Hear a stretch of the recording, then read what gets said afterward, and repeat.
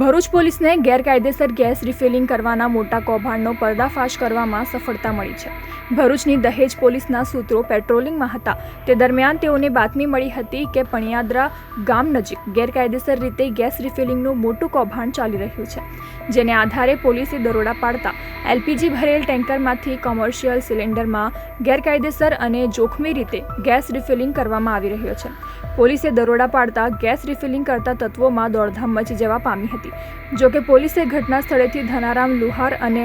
મુસ્તાક અલી મહેબૂબ અલી નામના 2 ઈસમોને ઝડપી પાડ્યા હતા, જ્યારે અન્ય 10 જેટલા ઈસમો ફરાર થઈ ગયા હતા। પોલીસે સ્થળ પરથી 5 ટેન્કર તેમજ 35 કોમર્શિયલ ગેસ સિલિન્ડર મળી ₹3.33 કરોડથી વધુનો મુદ્દામાલ જપ્ત કરી તેઓ વિરુદ્ધ કાયદેસરની કાર્યવાહી હાથ ધરી છે। આમોદ રોડ ઉપર પાણિયાદરા ગામની નજીક આવેલી એક મહાલક્ષ્મી હોટલની આગળ કેટલાક માણસોની શંકાસ્પદ હિલચાલ જણાયેલી,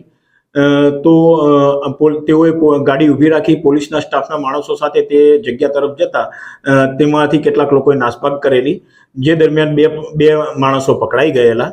અને ત્યાં જગ્યા એ પકડાયેલા માણસોને સાથે રાખીને જગ્યા ઉપર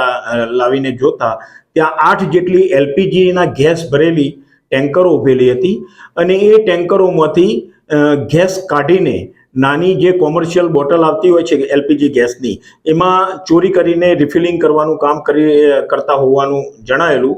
તો આવી ગુનાહિત પ્રવૃત્તિમાં સંડોવાયેલા 2 આરોપીઓને ગુનાના કામે ધરપકડ કરવામાં આવેલી, એમના વિરુદ્ધમાં દહેજ પોલીસ સ્ટેશનમાં ગુનો દાખલ કરવામાં આવેલો। તો આ સંબંધમાં જે 2 આરોપીઓ પકડાયેલા છે એમની પાસેથી કુલ